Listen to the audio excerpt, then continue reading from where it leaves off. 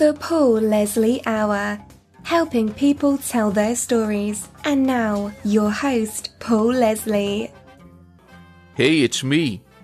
Ladies and gentlemen, we are joined by America's troubadour, singer, songwriter, performing and recording artist. We're welcoming back Mr. Don McLean. Thanks so much for making the time. Well, I'm always happy to do it. Thank you for having me on your show. It's an honor. The last time we talked was back in 2011, and I remember you saying that you didn't think you were going to do another album. You said, I don't want to participate in what's out there. So what made you change your mind?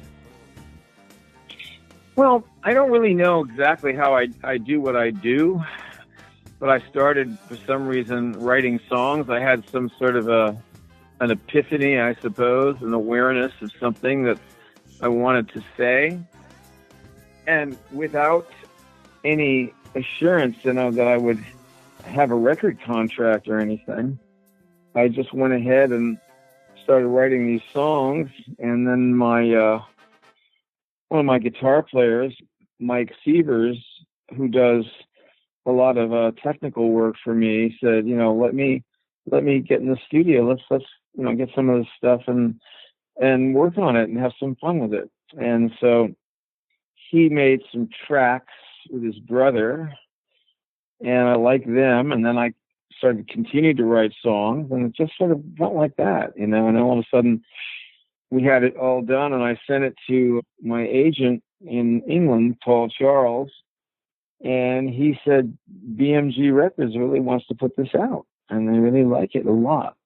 So that was a huge surprise, and they want to put money behind it too. So that's what they're doing, and that's how it happens. And the title track, Botanical Gardens, I really like the song. And thank you. I can see, I visualize a lot of the things when I hear it. So what does Botanical Gardens mean to you? Well, I just wrote the song because I'd had this feeling when I would walk in these gardens in Australia that were near the Sydney Opera House. And they're glorious. They're really just, and usually the days are beautiful. They're tropical birds and gorgeous, unusual flowers and animals and all kinds of things that are not, you wouldn't see, in the United States. And I just loved it. I'm basically a nature boy anyway. I've always lived in the woods. So to be on tour in Australia and have this wonderful city of Sydney and then connected to this magnificent area was, to me, the way civilization ought to be. It was the way civilization should be. So, and I would see beautiful women and all this other stuff along with it. And I began to just think about the magic of some place like this and some kind of romantic fantasy kind of happening. And so, but once I wrote it and put it down, I thought, it's really sort of heaven. I've gone to heaven, and do I want to go back to the world when the gates close? It's like almost a death experience in a sense, going to heaven, or a Shangri-La or something, so, and I don't really, I just do things that come to me, and I don't really have a whole lot of filters in the way because I never really worked for anybody. I wasn't brought up and have not been brought up in the workforce, where there are so many red lights and caution lights and taboos and all the rest of it. My mind is free of that. I just think what I want to think. A lot of your albums seem to have a theme going through them. And this album, Botanical Gardens, that's going to be coming out, what would you say the theme is that runs through the songs? The fragility and the fragility of romance and love and the beauty of life, and just trying to get hold of an essence of something. We don't really have the right frame of mind until we lose something. Then we do. And life is so precious, and I see it. I feel it. That's why everything I do now at this point in my life is a joy for me. I don't care what happens. I'm healthy. I have money in the bank. I've got a good reputation. I got songs people like. What's to complain about? You know what I mean? Yeah. And I see people moaning about all this stuff, and their minds are not right. They don't understand that if they were in jail, for years, how valuable would going out to dinner be? Or being free to go where you wanted.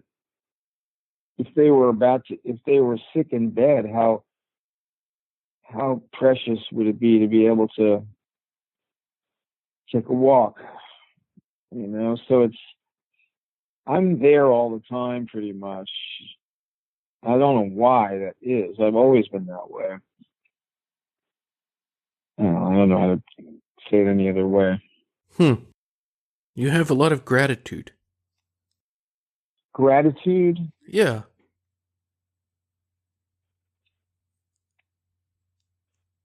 Well, I certainly don't think I'm anything much.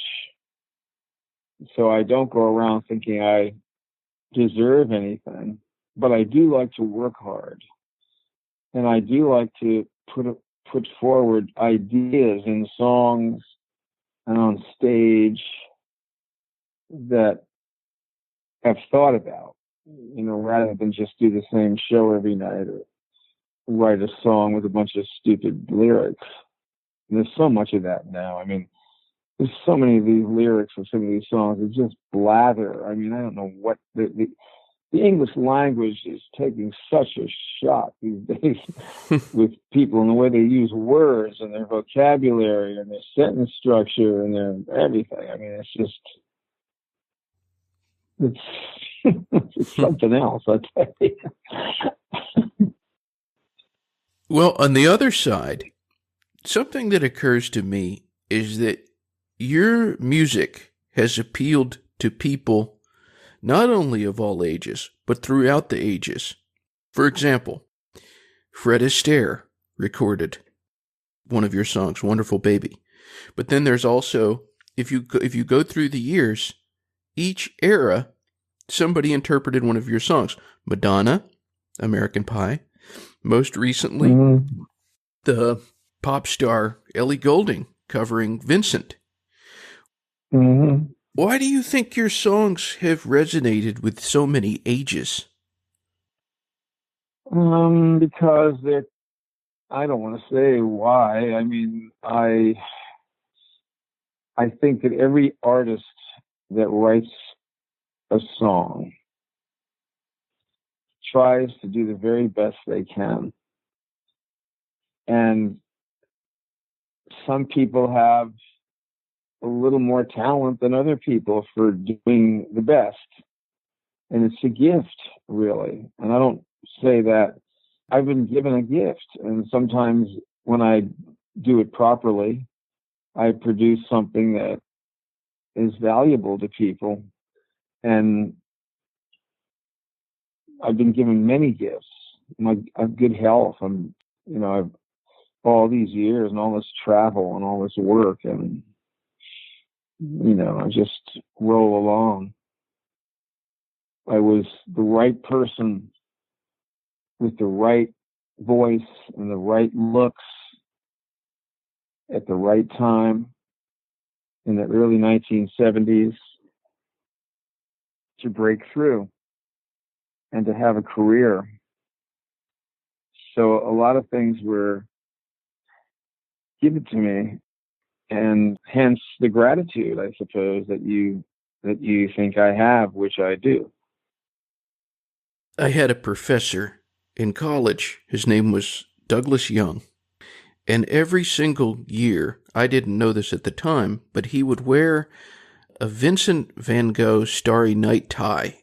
And when he was talking about Van Gogh, he would play the song, your version, the original version, of Vincent.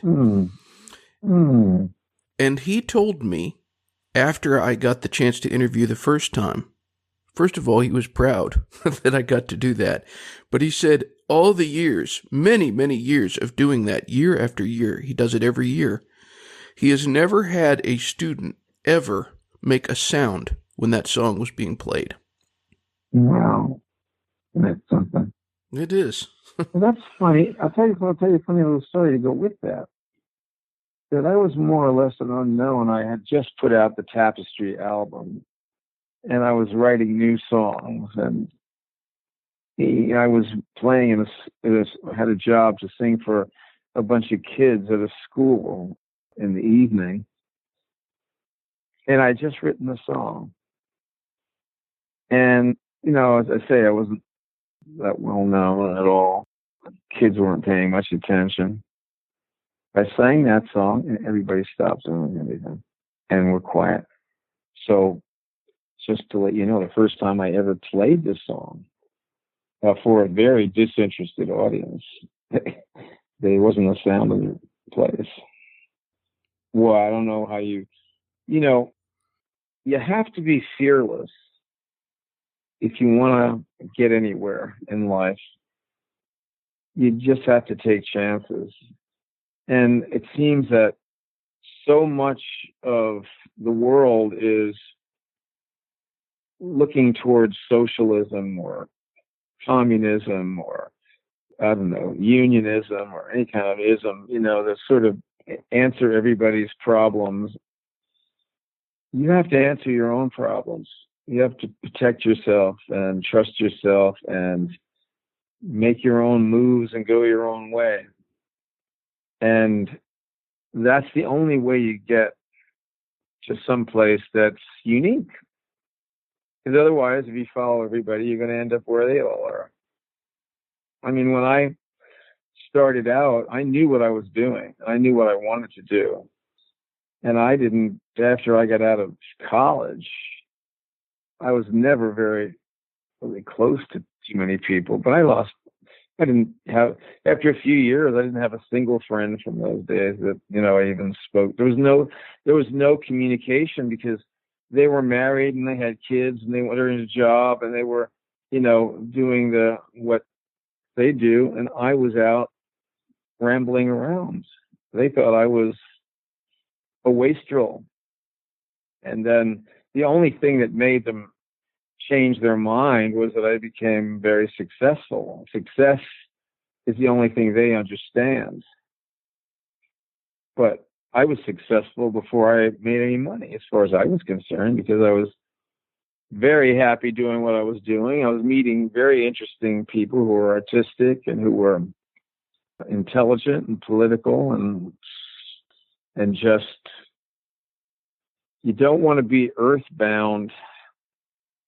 That was my goal anyway. I wanted to stay away from the mundanity of and the drudgery that people are pulled into. And but there are people who like that. There are people who like it, and there are artists who like it, who actually are poets and singers or whatever they are on the side. There have been some very good poets who've been insurance brokers, or look at Tom Lear. He's a mathematician.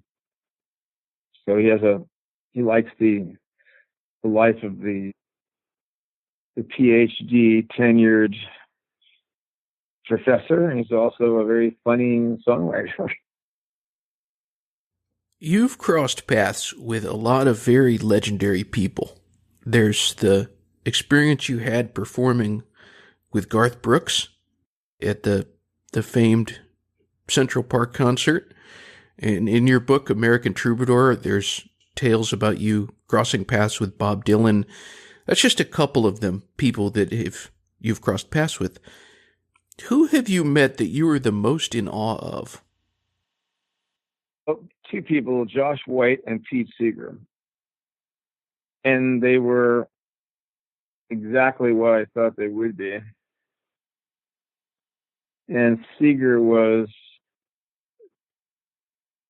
very kind to me, and he was a beautiful person.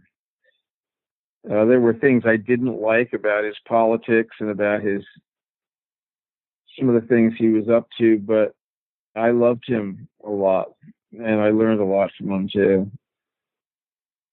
And I didn't know Josh White that well, but I worked with him, and he was a genius, a musical genius, without a doubt. And there's a lot I could give you, and also a great civil rights leader decades before Martin Luther King. So he's one of my heroes. And I don't really use that word very much, but I think Josh White would always be one of my heroes, if not my only hero. And I really think he came through so much adversity and came from so far away with so many disabilities, being poor, being black, being uneducated, and so on and so forth. And he ends up being a sophisticate, who had Hemingway and Lillian Hellman and all the intellectuals at his feet, at the New York Society, not to mention the Roosevelts. So this is a very important American, in my opinion. On the flip side, what is it like when you meet someone who is in awe of you? Well, I never take advantage of anybody who has blinders about me. I always treat them kindly, and I always am appreciative of the fact that they have found something that I did important to them. But I never throw my weight around or think that I am somebody, because I'm not. Nobody's anybody. We're just a bunch of little creatures out on a planet, in the middle of space somewhere. You got to be nice to each other. Well, what has been the biggest compliment you've ever received? Well, one of them was when Brian Wilson said I have a voice that could cut through steel. Wow. That is a compliment. Do you think that there are any misconceptions that people have about Don McLean? Well, people have misconceptions about everything. I don't think there's any entity on the earth that is fully understood. It's all about image, but I am very much like spiritually like the person that you would think wrote the songs that you hear and sing, and the person that sings the way that I do. I love beautiful things. I love beauty. And it's hard for me being in the world these days because everything is so technical, and technology is not. I like things that are handmade, and I like poetry, and I like language. I don't like numbers that much. And it's just getting started. Poetry is under siege, and not just poems. I don't mean that way. I mean the idea of romance, beautiful things. There's poetry everywhere. I don't think, a lot of times sometimes I think, will muse about this. I don't think that the people today, I don't care who it is, could ever come up with a name like Colorado or a name like the Rocky Mountains or a name like, Los Angeles. These are Spanish, of course, but there's so many beautiful names for so many of our cities and our states. Arizona, gorgeous, It'd be probably Unit 6 or Unit 4B. I think of the difference. All right. If you were to have one of these technocrats call it Unit something rather than Arizona, that's the power of a word.